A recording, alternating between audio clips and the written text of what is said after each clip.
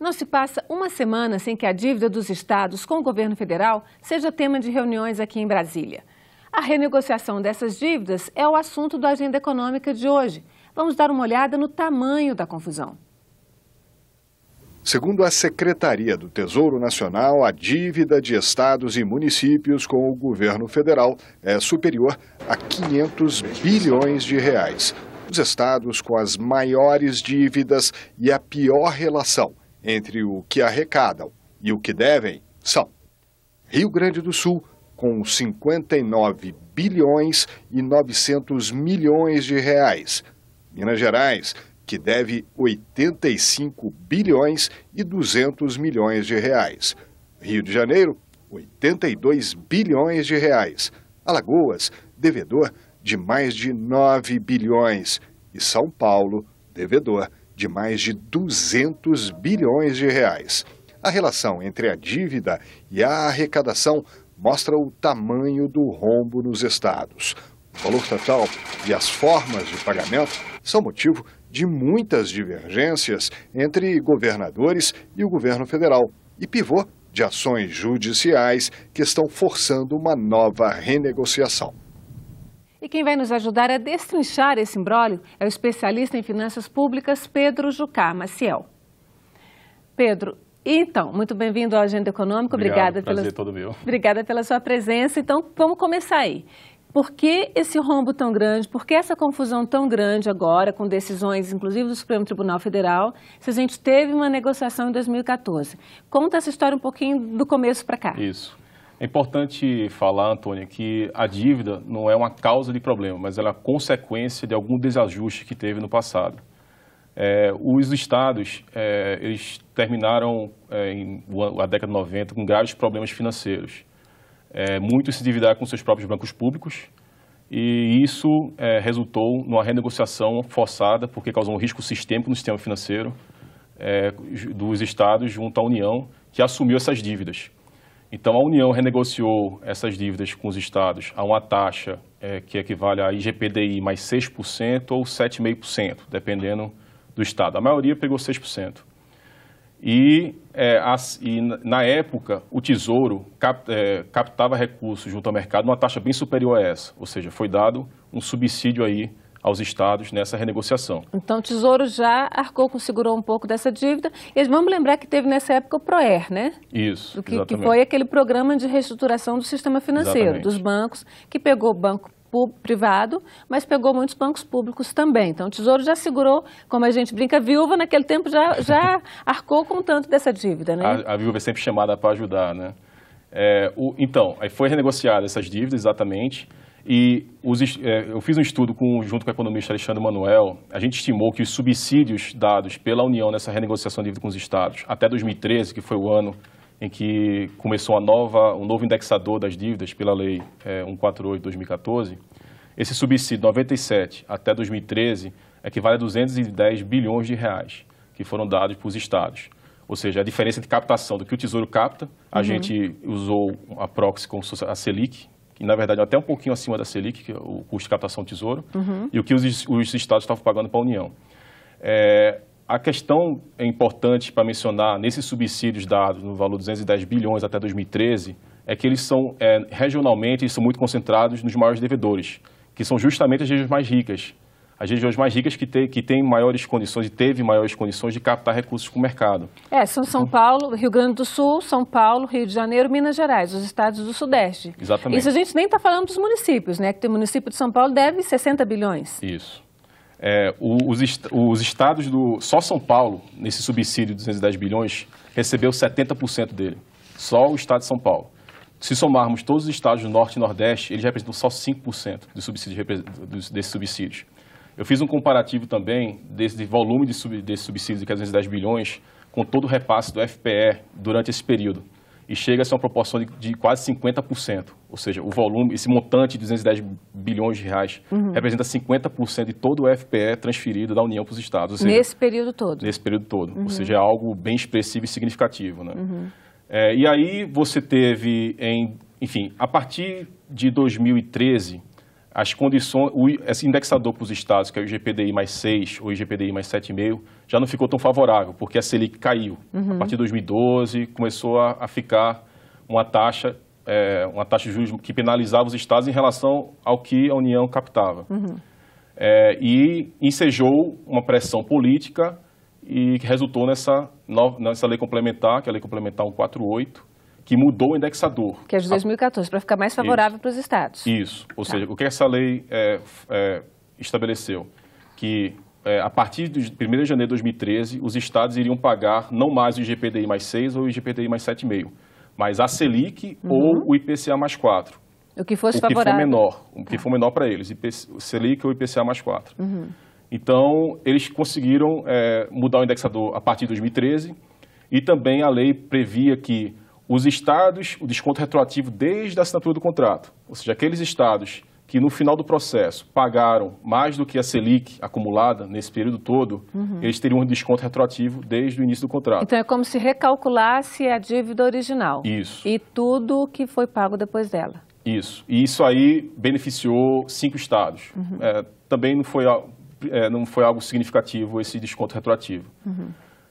Então, enfim, aí teve essa lei, a Lei Complementar 148 de 2014, que mudou os indexadores e, a partir daí, os estados reduziram os seus encargos financeiros, porém, num montante não suficiente para conseguir reequilibrar e assumir os compromissos financeiros que eles têm para pagar. E ensejou uma nova renegociação neste ano, que começou em janeiro, veio até março. Isso até março, então veio o projeto de lei complementar o 257 do Poder Executivo para cá, que foi construído junto com os estados, o Ministério da Fazenda. O que é que esse projeto previa? Previa um alongamento da dívida dos estados para justamente reduzir o encargo financeiro que tem que pagar anualmente. Eles ganharam mais tempo para pagar, né? Isso, ganharam mais tempo para pagar, com isso a sua prestação reduz. Assim como também alguns estados teriam até 40% de desconto no seu serviço da dívida durante 2 anos. E a União negociou isso e, para justamente tentar controlar o longo prazo, o médio prazo, para que os estados voltem a ter capacidade de honrar seus compromissos financeiros, foram feitas contrapartidas. Ou seja, os estados se comprometeram a fazer um processo de ajuste em suas contas públicas. Isso a gente está falando de 2014 e que se repetiu agora em 2016 com outras condições. Isso, exatamente. Tá. Nesse projeto que foi enviado para o Congresso Nacional, que está na Câmara dos Deputados atualmente, ele exigia, ele dava esse alongamento da dívida, tanto com a União como com o BNDES, e um desconto no serviço da dívida, temporário durante 2 anos. E, em contrapartida, os estados teriam que assumir certas obrigações em termos de controle da despesa, para justamente torná-los sustentáveis e evitar novas negociações futuras. Então, o grande questionamento hoje, principalmente junto ao STF, é a forma como está sendo feita a cobrança de juros, né? Que é a história de juro sobre juro desde a base e vai crescendo, que é mais ou menos o que acontece no mercado inteiro. Então, o acordo de 2014 foram juros compostos, ou seja, juros sobre juros, e os estados hoje pediram no Supremo e conseguiram alguns juros simples. Quer dizer, o juro lá em cima do montante inicial e nada mais de juro depois. Isso. Os estados criaram uma interpretação de que a Lei Complementar 148 de 2014 previa a taxa de juros simples. É uma interpretação deles, que enfim, na minha opinião, não condiz com a realidade. E na economia não existe juros simples. Os únicos locais onde aplica-se juros simples é em países muçulmanos, que, enfim, por uma questão religiosa. Mas em todo o sistema econômico é aplicado juros compostos. Um poupador que tem seus recursos aplicados no banco, ele recebe juros compostos.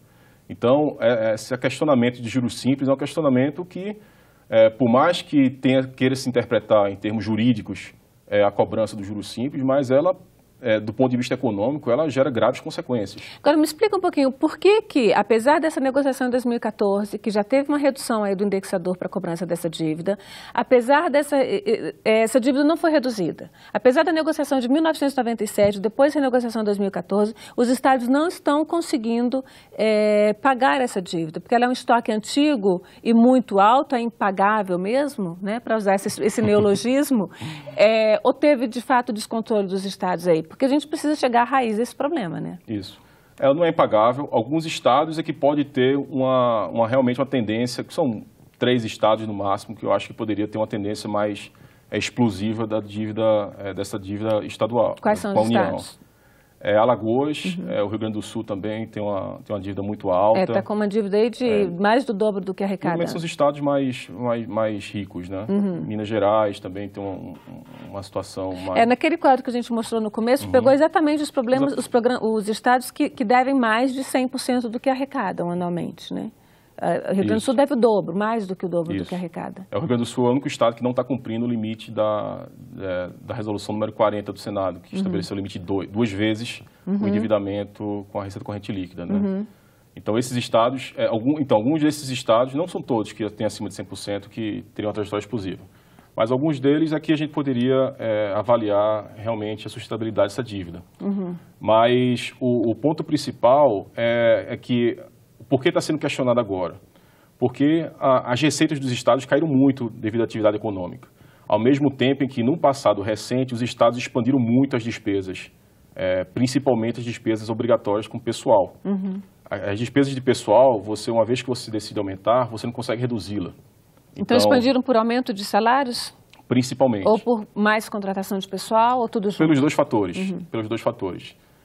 Se você pegar o crescimento da despesa de pessoal, num período recente, ele representava em 2009 6,1% do PIB e passou a ser 6,7% do PIB. Ou seja, houve um crescimento em proporção do PIB de 0,6%. Foi o principal componente, muito, e foi o principal componente da despesa que subiu. Os investimentos se mantiveram constantes, subiram 0,1% do PIB, praticamente constante. Então, foi o componente que mais cresceu e é um componente que você tem rigidez sobre ele, você não consegue reduzi-lo. E eles tiveram redução não só pela crise, mas também porque teve a guerra fiscal, aí, né, principalmente no fim da década de 90, década de 2000 todinha, de redução de ICMS para atrair investimento. Isso. Com certeza, a guerra fiscal termina reduzindo a base tributária dos estados. Mas esse não foi o principal motivo do problema recente, né? Porque os estados atualmente estão numa situação muito crítica.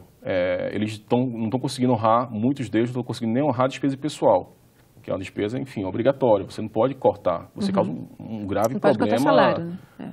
De continuidade de políticas públicas. Então, a última decisão que você tem para resolver atrasar pagamento é pessoal. O volume de restos a pagar do ano passado para esse ano subiu 31%. Ou seja, você começa atrasando pagamento com fornecedores. Chega um momento em que isso não é suficiente e você termina agora atrasando pagamento para servidores.